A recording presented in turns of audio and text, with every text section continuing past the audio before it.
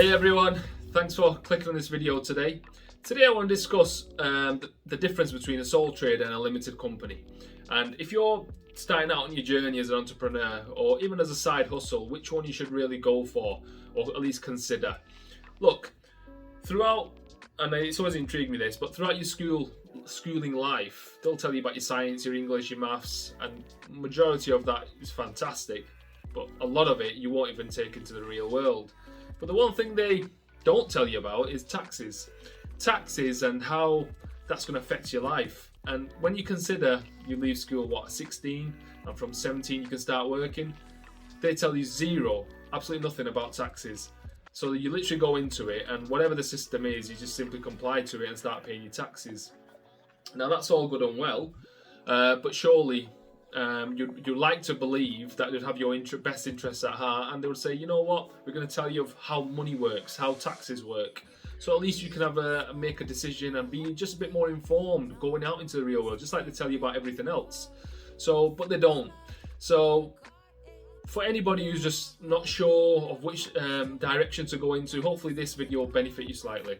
I do apologise in advance if I repeat myself in these videos, or if I don't have a coherent, structure of my videos, and I mention one thing but then I fail to elaborate on that and I go on to something else. But it's because I want to keep these authentic as possible. I'm literally talking to you. I've got no notes. I don't write anything down to remind me. I'm literally just speaking. I look at the minutes on the camera, and I try and keep my videos about 10 minutes, 11 minutes, and I've probably rambled on too much at that point anyway. But yeah, I hope you appreciate that I'm just talking directly, so there's no filtering, there's no airbrushing, it's just me talking to you, and hopefully I can help somebody. And of course, after this video, if there's any questions you have, please do drop a comment and I'll get back to them absolutely to help you, because I know sometimes it can be daunting, and it's not as difficult as it is, but when you don't have a mentor, when you don't have somebody there to help you and guide you, it can be very daunting, it can be difficult. So if you can get any assistance and any help, YouTube's a phenomenal platform. Look, I'm just starting out on YouTube. There's so many people on YouTube with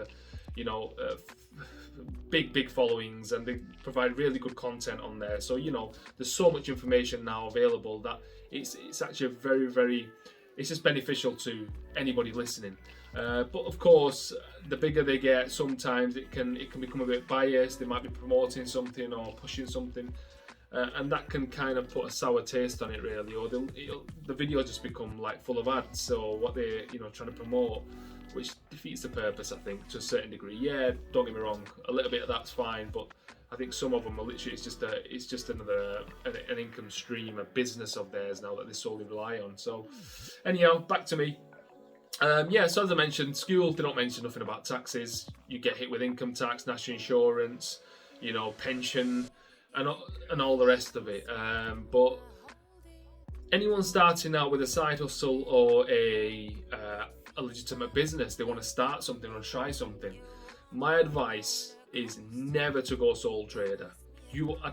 Hopefully they don't exist, but there probably is sole traders out there, and I'm telling you, I believe there's no benefit in my eyes to have been a sole trader. Limited company, it can sound very daunting. Oh, it's a company, and listen, there's nothing to it.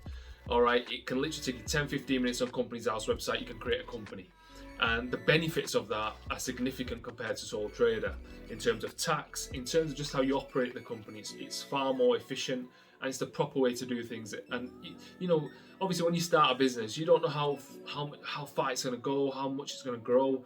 So if you start initially with a company, it just benefits you. It just makes you a lot more professional. And on top of that, if you do become a viable, great business, then you've got a good history behind you in the company. So you can't, because you've got to remember, you can't go back in time. So you can't, if you've become a sole trader, yeah, you can revert to a company, but you just lost a bit of time there. You lost all the revenue to a certain degree. So that's not going to show on your company. So why would you be a sole trader? But the most important part of not being a sole trader is this. So if you run into trouble with your company, if you're a sole trader, anyone can come and knock on your door. And if you've got a house on your name, if you've got a vehicle on your name, any possessions, assets you have on your name, they can come for them. And look, we work very hard for our possessions ultimately, whatever we buy. And I think it's unfair that if you genuinely started a company and you're trying your best, you're making all the sacrifices, right? You're not taking salary, you're putting 16, 17, 18 hours in 7 days a week. And if you're doing that, and sometimes it doesn't pay off. Sometimes, actually a majority of the time, I think 90% of businesses fail within the first 3 years, and then the ones, or even the first year, something like that, and even after that, the rest of 10%, 90% of them fail in the following year. So look, it's totally against you, but the odds are against you. But essentially, you've got to do, you've got to take the jump sometimes, and you've got to have confidence in yourself. If you want to do something, if you're passionate about something, or you feel there's an opportunity there, then go for it, because that's how all great businesses are created at the end of the day, and most of them are created in the garages. So a business idea is fantastic, and you've got to take advantage of that. But like I said, you've always must have a limited company. You can choose your name. You just go on Companies House website, and it'll tell you. I think it tells you. It may not tell you actually if there's another company of that name, but you can just search for it. So as long as you're not got the same name as another company, that's fine. So it's just like getting a domain name essentially. Just make sure you haven't got someone else's, just to prevent any issues later on down the line. And then start your company. And essentially the company's it's exactly the same as your sole trader, except there's no risk. So if you, like I said, if you run into trouble, if the business gets into difficulty, you could shut the business down and there's no liability to you. So essentially nothing comes back onto you as the entrepreneur, as the shareholder, as the owner. Whereas if you're sole trader, they can come for you. They'll have your name is officially just to respond. It's just like if you went and got a credit card on your name and you purchase some items on that credit card, you're responsible for that credit card. So you'll have to pay it back. It's exactly the same with the sole trader. So if you open a business as a sole trader, whatever goes on in that business, you're going to be responsible. Now, you may think, well, you are doing that, so surely you should be responsible, rightly so, correct. But you are, to a certain degree, still responsible for a company, because ultimately you're investing in there. So if you put £50,000 in, £100,000, £10,000, whatever you put into the company, you could lose all of that. That's your risk. No one else has taken that risk. Your customer base hasn't taken that risk. You've done that risk and hoping that the company succeed. Now, if the company, it can fall into many difficulties, not intentionally by yourself. Look at COVID. COVID came, businesses just fell apart. They had no option. They had no cash flow. Because the government, even though they did quite a bit, I think they didn't do as much, because ultimately businesses couldn't survive. So that's why so many shut down. That's not fair on them. But yeah, going back to the question, sole trader or company, you always go for a company. On top of that, you get the tax benefits significantly once you run a company compared to being a sole trader. So that's an added incentive, that when you're a company, you can take out dividends and things like that. Obviously, you have to be earning certain amounts eventually, and that's when it becomes beneficial. But like I said, you can't turn back time, so it's important you do that from the get-go, and that way you're further on down the line, you're not having to I'm having to pay 35% a year where I could have paid 8%, 9%. It's a massive difference. So you've got to save money wherever you can, because you're going to get taxed from every angle, and it's just a most efficient way of running things. You seem more professional. Yes, in a company, don't get me wrong, you can also have liability, in the sense if you buy something nowadays via the company, most of them will ask for a personal guarantee, right? And that's different.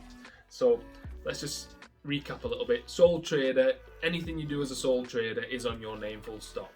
If you have a company, whatever you do on the company, it's not in your personal name. So for that reason, you can essentially not be liable should the company fall into default, or just the company runs into the ground for whatever reason. You will not be held personally responsible and liable for that money to be paid back. However, if you apply for things like vehicles or loans, it's common practice now where the banks or the finance provider will ask for a personal guarantee. Now that's different. If they do that, yes, you're going to have to pay.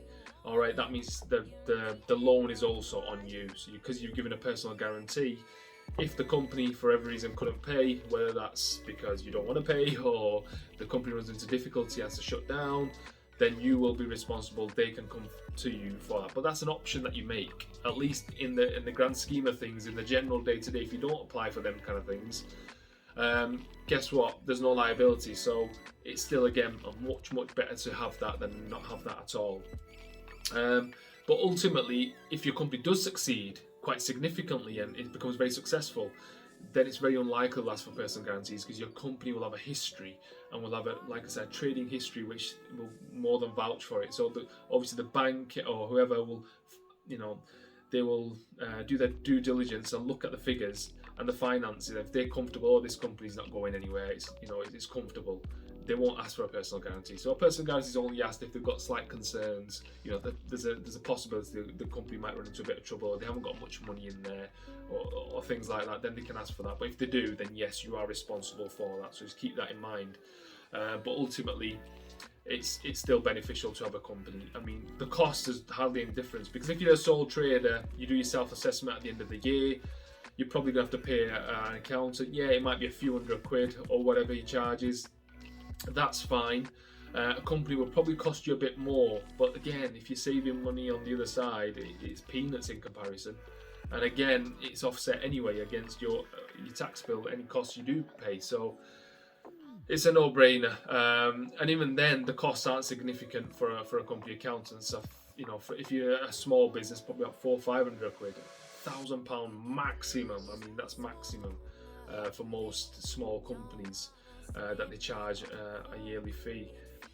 So yeah, just thought I'd share that share that information, basically, just to make sure look, we don't get taught this, and if you haven't, like I said, if you haven't got any help from someone else, you're not going to know this information. So you're going to have to go and search for this information. So hopefully this information will get to somebody who may be in two minds, or not sure, or just doesn't understand how it all works. Well, hopefully this video will benefit you.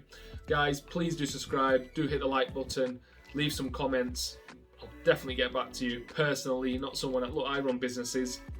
I've got people who can comment on my behalf, once I get to that stage, but I'll be doing it personally because I want to give the correct responses back and the right responses, at least in the meantime. That'll definitely be me personally. So yeah, if there's anything you want help with, please do leave a comment. Again, please do subscribe and like the video. It'll help me out just to get the message out there, and if you benefit from this, then it'll just help other people getting benefited as well. Thank you so much. All the best. Have a good one.